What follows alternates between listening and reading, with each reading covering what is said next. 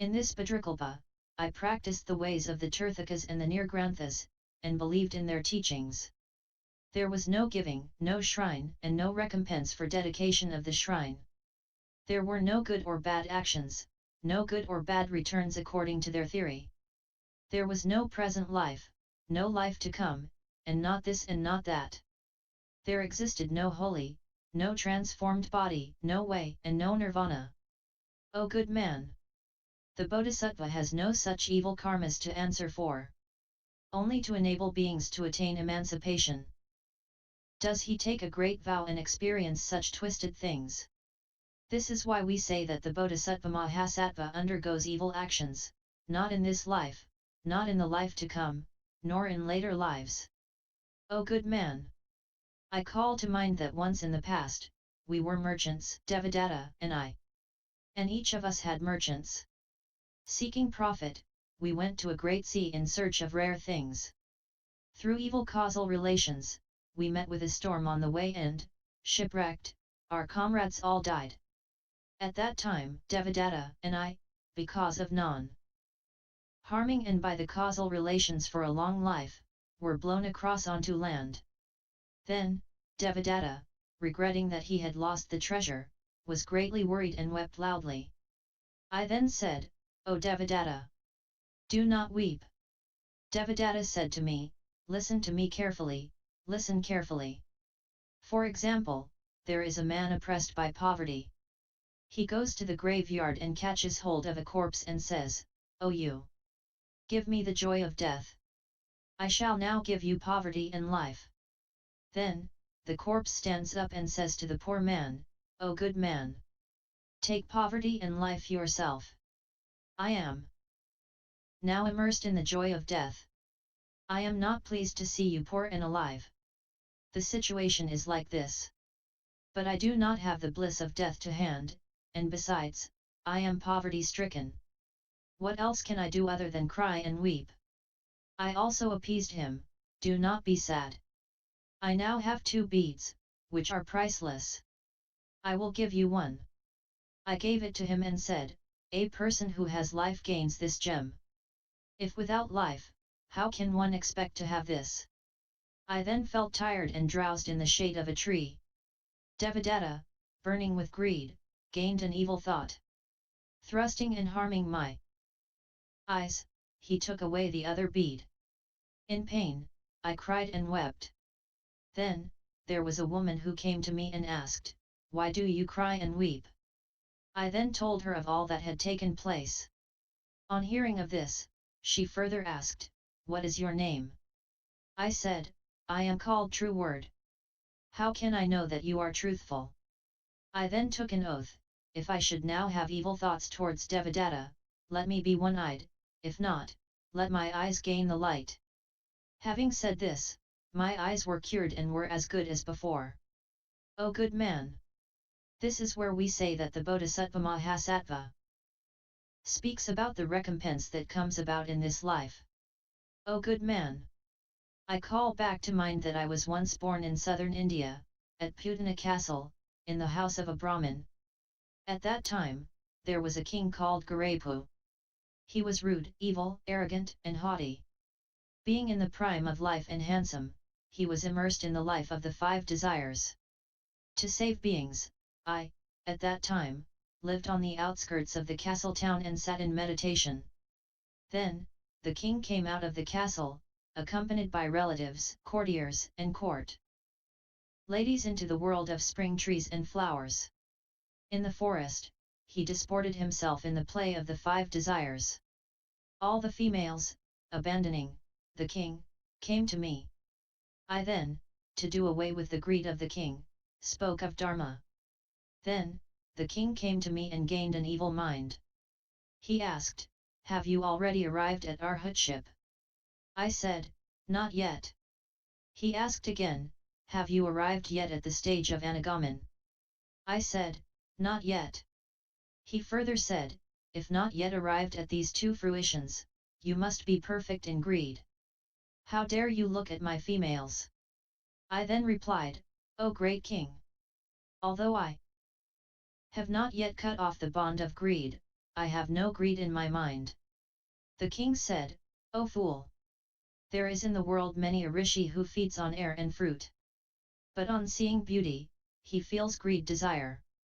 And you are still in the prime of life and are not yet parted from greed. How can you be free from beauty, when actually seeing it? I said, O great king! One sees color, but does not get attached to it. It is like feeding on air and not on fruits. It comes from the mind that rests on impermanence and impurity. The king said, belittling others and slandering, how can one practice the pureness of the precepts? I said, O great king! If one has jealousy, there can be slandering. I have no jealousy.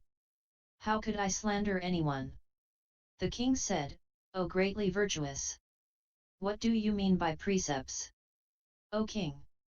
Forbearance, patient endurance is a precept.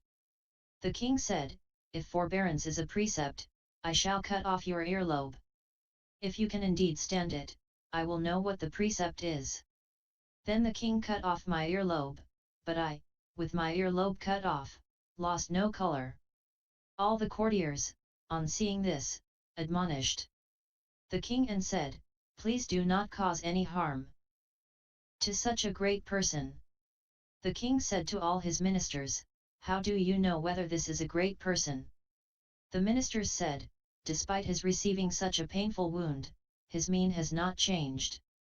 The king said again, I shall try further and see if he changes color or not. And he sliced off my nose, and cut off my hands and feet. At that time, the Bodhisattva had practiced the works of loving kindness in innumerable and boundless worlds and had pity for beings who were sunk in the mire of suffering. Then the four guardians of the earth, becoming angry, rained down sand, gravel, and stones. The king, on seeing this, became frightened, came to me, and prostrating on the ground said, please have mercy and allow me to repent. I said, O great king! I seem to have no anger and no greed in my mind. The king said, O greatly virtuous! How can you have no anger and no enmity in your mind? I then took an oath, let my body be reinstated as it was before if I do not have any anger or enmity in my mind. No sooner had I said this, than my body was reinstated as it was before. This is what we mean when we say that the Bodhisattva Mahasattva speaks about recompense in this life. O good man! It is the same with the karmic results that are to come about in the next life and in later lives, and with the matter of evil actions.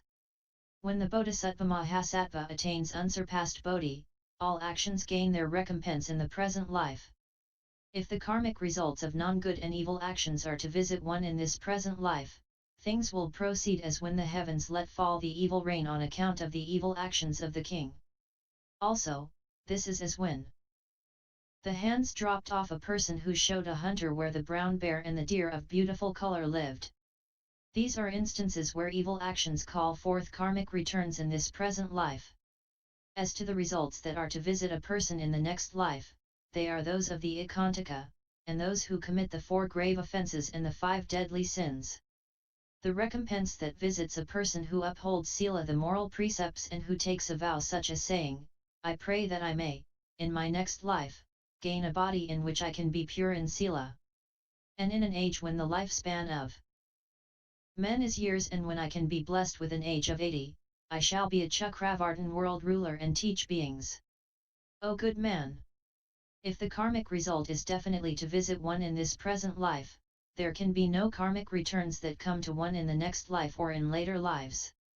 The Bodhisattva Mahasattva may practice the signs of perfection of a great man, but he cannot expect the recompense in this present life. If one's action does not call forth the 3 kinds of recompense, we call this indefinite. O good man! If all actions must definitely call forth karmic returns, one cannot practice pure actions, emancipation, and nirvana. Know that such are not my disciples, they are the kindred of Mara. All actions have the phases of definite and indefinite. By definite is meant the karmic returns that one experiences in this life, in the life to come, and in later lives. By indefinite is meant the cases where the karmic returns come about when the causal relations meet, and if not, these will not come to visit the person. Because of this, if any person says that there are pure actions, emancipation, and nirvana, such a person is, truth to tell, my own disciple and not the kindred of Mara. This you should know. O good man! With beings, the results that are indefinite are many, and few the results that are definite. Because of this, there can be the practicing of the way. When one practices the way, the definite, grave karmic returns can be felt as light, and there can be no experiencing of the indefinite karmic returns in the life to come. O good man! There are two kinds of people. One makes the indefinite definite, the other makes the karmic returns of the present life those of the life to come, what is light that which is grave, and what is to be suffered in this human life to be suffered in hell. The second makes what is definite indefinite, what belongs to the life to come happen in the present life, what is grave that which is light, and what is of hell that which is light in this human life. The ignorant make things grave. Of these two, the one is ignorant, and the other is wise.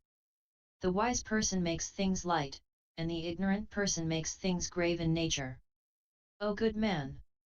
For example, there are two persons who have sinned against the king. The one, with many relatives, suffers little, whereas the other, with few relatives, suffers much, although it ought to be light in suffering. It is the same with the ignorant. The wise person suffers less because of the large amount of good he has amassed, although the sin is grave. With the ignorant person, his good actions being few, he has to suffer greatly, although his sin is light.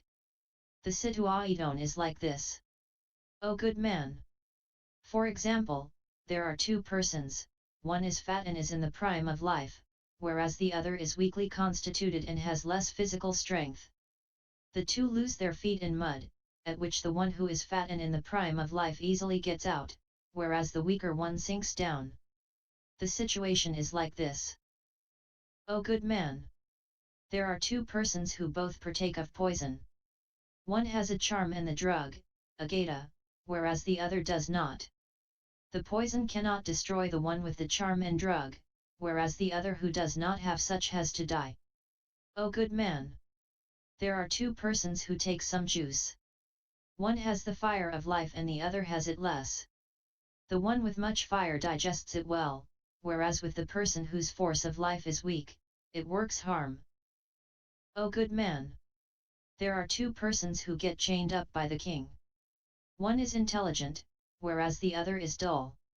The intelligent person escapes, whereas the other one, who is dull, cannot get away. O good man! There are two persons who together follow a steep path. One has eyesight, whereas the other is blind. The one with eyesight goes on without any ado, whereas the blind man falls into the depths of the steep gorge. O good man! For example, two persons take drinks. One eats a lot, whereas the other eats less. With the one who eats a lot, the drinks do less harm, whereas for the one who eats little, the drinks cause him trouble. The case is like this. O good man! For example, two persons go to the battlefront. One is garbed in armor and equipped with a staff sword, whereas the other has none.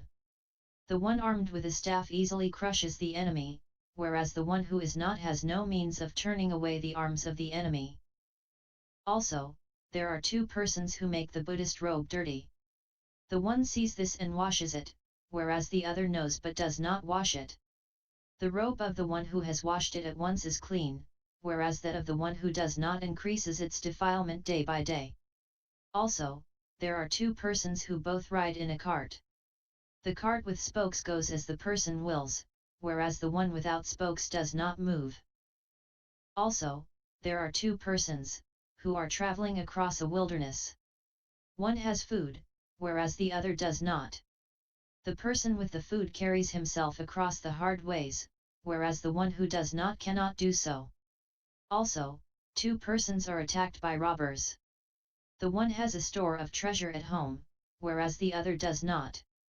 The one with a storehouse has no apprehension, whereas the one who has not has worries. It is the same with the ignorant. One who has amassed good can stand grave sins in a light way, whereas the other, having no stock of good actions, has to suffer heavily. Bodhisattva Lion's Roar said, O world-honored one! Just as you, the Buddha, say, not all actions call forth definite results, in the same way, all beings do not always definitely have to suffer. O world-honored one! Why must beings undergo heavy sufferings in hell for what can be suffered lightly in the present life, and why can what obtains heavily in hell be light in the present life? The Buddha said, there are two kinds of beings. One is wise, and the other ignorant. One who upholds the precepts of the body well and practices the wisdom of the mind is one who is wise. One who does not uphold the precepts and practice the wisdom of the mind is one who is ignorant. How does one not well practice the body? If one does not control the 5 sense organs, we say that such a person is one who does not control his body. When a person does not control the 7 kinds of pure precept, we say that he does not uphold the precepts. When a person does not adjust his mind, we say that there is no practicing of the mind. When a person does not practice holy actions, we say that this is not practicing wisdom. Also, next, by the non-practicing of the body, one cannot be perfect in the pureness of the precept body, the spiritual entity of sila, so to speak. By the non-practicing of the precepts is meant the receiving or storing of the 8 impure things. The non-practicing of the mind is so called because one does not practice the 3 kinds of forms. The non-practicing of wisdom is so called because one does not practice pure actions. Also, next, we say that we do not practice the body because we cannot meditate on body, matter, and the representations of matter. Also, we do not meditate on the representations, we do not know of the elements of the body and the fact that this body moves on to that body. One sees body in non-body and matter in non-matter. Because of this, one greedily clings to the body and the body elements. This is the non-practicing of the body. We say that there is the non-practicing of the precepts. The receiving of low-grade sila is the non-practicing of the precepts. One-sided precepts are what one does for one's benefit, for adjusting one's own self, and not for giving peace to all beings. It is not to protect unsurpassed wonderful Dharma. What the person does is for birth in the heavens and there to be blessed with the 5 desires, which is not called practicing the precepts. By the non-practicing of the mind is meant the dispersed state of mind in which the person does not guard his own realm of existence. By one's own realm is meant the 4 remembrances, and by the other realm is meant the 5 desires. When a person does not practice the 4 remembrances, we speak of non-practice of the mind. When a person is sunk in evil actions and does not guard well his own mind, we call this the non-practice of wisdom. Also, next, by the non-practice of the body is meant that the person does not see that this carnal body is non-eternal, that it has no place to live in, and that it collapses, and it dies out moment after moment, and that it is the world of Mara. By the non-practice of the precepts is meant the non-accompaniment of Silaparamita perfected morality. By the non-practice of the mind is meant that the person is not perfect in Dhyanaparamita perfected meditation. By the non-practice of wisdom is meant that the person is not perfect in Prajnaparamita perfected wisdom. Also, next, we say that there is the non-practice of the body, which is greedily to cling to one's own body and what belongs to it, and to think that one's body is eternal and that it does not change. We talk of the non-practice of the precepts. This is to do for one's own sake the 10 evil deeds. The non-practice of the mind means that the person does not control his doing of evil deeds. The non-practice of wisdom means that the person cannot see through to the good and bad of things, because of the non-control of the mind. Also, next, the non-practice of the body means that the person is not away from the notion of the wrong view of self at madrasti, regarding the ego as existing eternally unchanged. The non-practice of the precepts means that the person is not away from the wrong view regarding the precepts Silavrata Paramarsa. The non-practice of the mind means that the person falls into hell after enacting greed and anger, and the non-practice of wisdom means that the person fails to do away with the ignorant mind. Also, next, the non-practice of the body fails to see that the body is always the enemy, even though it has nothing for which it is to blame. O good man! For example, there is a man who has an enemy, who ever seeks his whereabouts. One who is wise sees this and is awake to it and guards against it. If not guarded against, there is the danger of being harmed. It is the same with all the bodies of beings. One always, cold or hot, nourishes it with food and drink. If not thus protected, the body will go into dissolution. O good man! The Brahmin, worshipping the god of fire, always offers incense and flowers, praises and worships it, makes offerings and serves it, and he may well gain a life of years. But if he touches it, the fire will burn the hand that does so. This fire, having been so much cherished and offered things, knows nothing of repaying what it owes the one who has single-mindedly served it. It is the same with the bodies of all beings. For years, the body is served with the best of incense and flowers, necklaces, clothing, food and drink, bedding and medicine. But when it encounters the causal relations that press in from within and without, all at once collapses, and it now does not think back a whit to what offerings and clothes were given it in days gone by. O good man! For example, there is a king who has 4 vipers, which he keeps in a box and orders a person to feed and take care of. Any of these 4 will harm a person once it gets angry. The man, fearing this, always seeks food and feeds them. It is the same with the 4 great vipers of all beings. Once angered, they will destroy the body. O good man! A man is mindful of a chronic disease, for which he seeks a doctor and a means of cure. Should he incessantly fail to cure the disease, death will unfailingly visit him. It is the same with the body of all beings. One must always take care and there cannot be any indolence. Indolence will call forth death. O good man! For example, it is the same with an earthenware pot, which cannot endure the wind and rain, beating and pressure. It is the same with the body of all beings. It cannot endure hunger, thirst, cold and heat, wind and rain, beating and ill-speaking. O good man! A carbuncle, when not yet fully grown, always protects itself well and prevents others from touching it. If anyone should happen to touch it, it responds with great pain. It is the same with the body of all beings. O good man! When a mule bears a child, this destroys its own body. The same is the case with the body of all beings. If the inside is cold, the body suffers. O good man!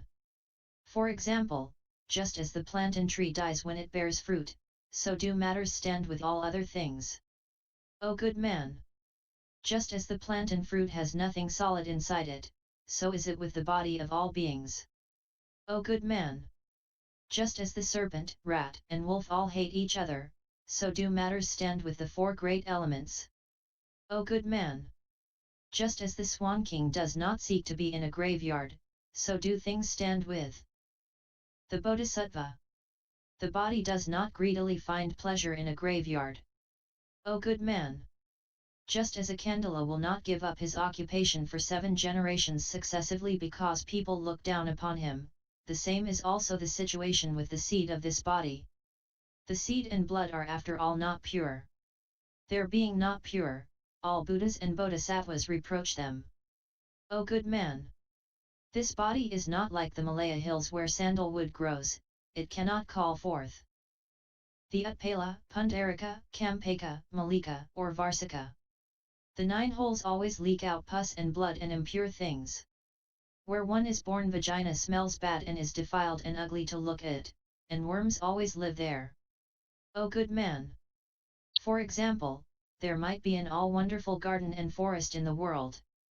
But if any corpse should come therein, it becomes impure, and people abandon it, and no person any longer feels love or attachment to that place. It is the same with what comes about in the world of matter. Though wonderful to look at, as there is the body representing it, all Buddhas and Bodhisattvas abandon it. O good man! If a person cannot see things in this light, we do not call this the practice of the body. We say that there is the non-practice of the precepts. O good man! This is none other than not being able to regard sila, the moral precepts, as a kind of ladder to all good dharmas things. Sila is the root of all good dharmas. This is as with the earth, which is where all trees grow.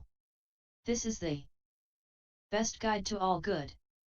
This is like the owner of a ship that guides all merchants.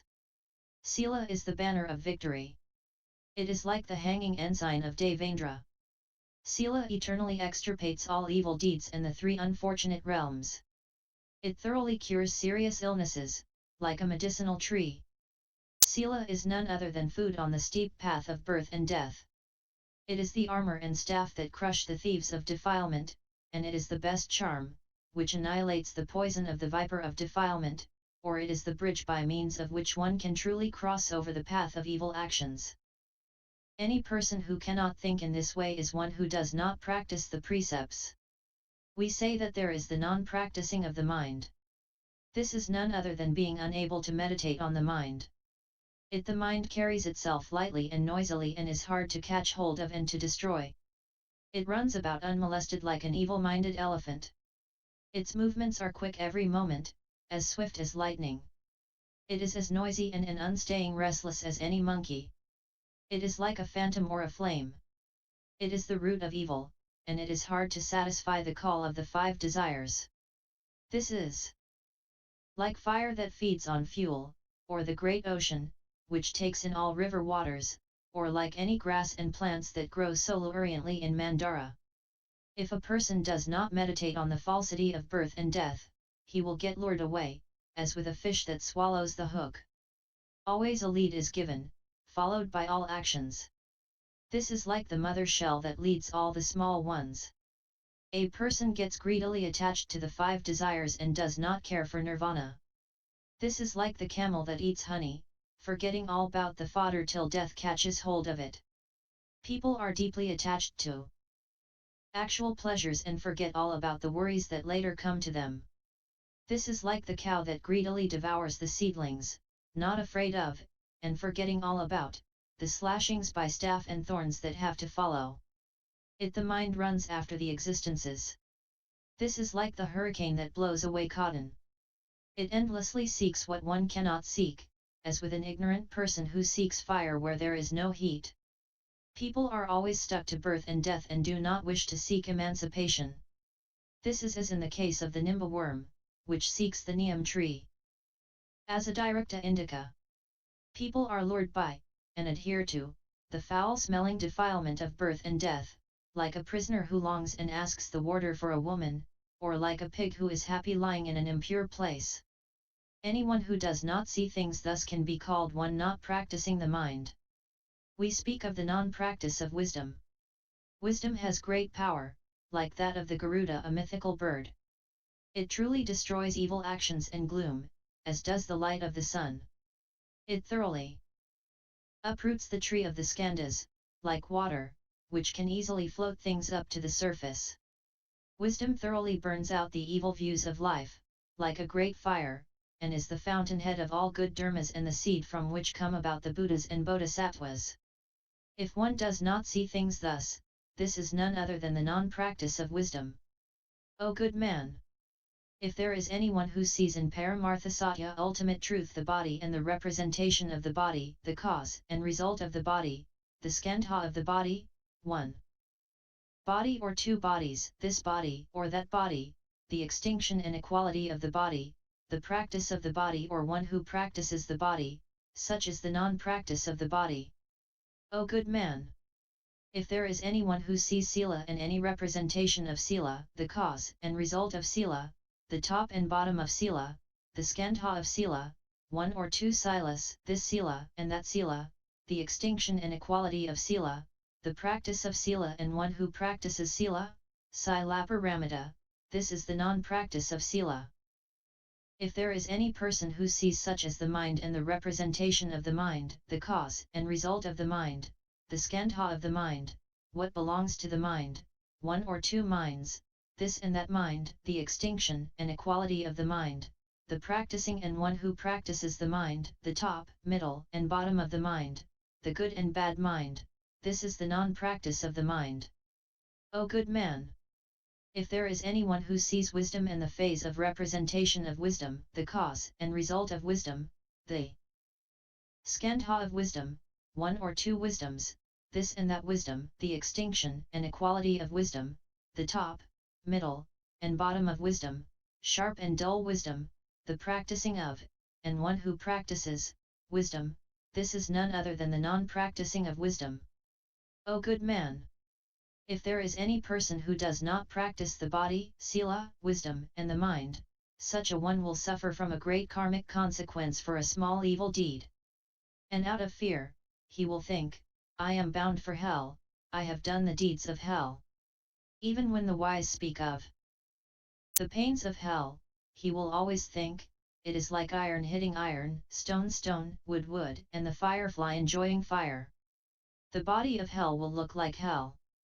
If it resembles hell, what more pain could there be? For example, it is like the blue fly that gets caught by saliva and cannot get free. It is the same with the human being, too. He cannot extract himself from a small evil. The mind never once repents and covers the wound by doing good. In the past, there were all good deeds, but all these became defiled by this sin. What little evil a person has to suffer in this life turns out as the heaviest karmic results in hell. O good man! If we add 1 sho, a unit of measurement for liquid or cereal of salt, to a small vessel of water, it becomes so salty that we cannot drink it. It is the same with this person's evil, too. O good man! For example, there is a man whose 1 sen, a unit of money which he owes a person, and which he is unable to pay back, chains him to prison, where he has to suffer many a hardship. It is the same with this person's sin, too. Bodhisattva Lion's Roar said, O world! Honored one! Why is it that this person's light sin, from which he has to suffer in this present life, turns out to chain him to hell? The Buddha said, O good man! If any person has 5 things to answer for, any slight sin he has committed will turn out to be answered in hell. What are the 5? They are, 1. Ignorance, 2. Littleness of good done, 3. Graveness of evil done, 4. Non-repentance, 5. No good ever done before. Also, there are 5 things, which are, 1. Practicing of evil, 2. Not upholding the precepts, 3. Abstaining from doing good, 4. Not practicing the body, sila, wisdom, and the mind, and 5. Befriending evil persons. O good man! Because of these, a slight evil in the present life evokes grave returns in hell. O good man! Because of these, the light karmic result that one would otherwise have to suffer in this life becomes the heavier to suffer in hell. Lion's Roar said, O world honored one! Who suffers less in the present life what he would have to suffer in hell? O good man! Any person in the world who practices the body, sila, wisdom, and the mind, as stated above, and who sees that all things are void and all equal, and who sees no wisdom, none who is wise, no ignorance, none who is ignorant, no practicing and none who practices, such is one who is wise. Such a person indeed practices the body, sila, the mind, and wisdom. Any such person indeed makes what would have been karmic results in hell become less to be suffered in this life. This person may have committed the gravest of sins, but he thinks over the matter, sees, and makes it light, and says, what I have done is grave in nature. But nothing is better than good actions. For example, pounds of flour upon flour cannot after all compare with a ryo unit of weight or money of true gold. We might well throw a show of salt into the Ganges, but no taste of salt will come about from this, and no one, on drinking it, will taste it. A rich man may possess 1,000 million jewels and yet he will not be chained up and made to suffer pain on their account. Or a great gandhahastin can break an iron chain, escape and be unimpeded. So is it also with the person who has wisdom. He always thinks to himself, I have much of the power of good and little of evil actions. I confess and repent and do away with evil. If we practice wisdom, the power of wisdom will grow, and the power of ignorance will lessen. Thinking thus, he befriends a good teacher of the way and learns the right view of life. If he sees a person who upholds, recites, copies and expounds the types of sutra, he will feel respect in his mind and, besides, will make offerings to him of such things as clothing, food, accommodation, bedding, medicine, flowers, and incense, and will praise and respect him. Wherever he goes, he only praises what is good and does not speak of what is lacking. He makes offerings to the three treasures and respects and believes that the vaipulya Great Nirvana Sutra and the Tathagata are eternal and unchanging, and that beings have the Buddha nature. Such a person makes what would be heavily suffered in hell something that is only light suffering in this life. O good man! For this reason, it is not the case that all actions are definite and that all beings definitely have to undergo karmic consequences. YouTube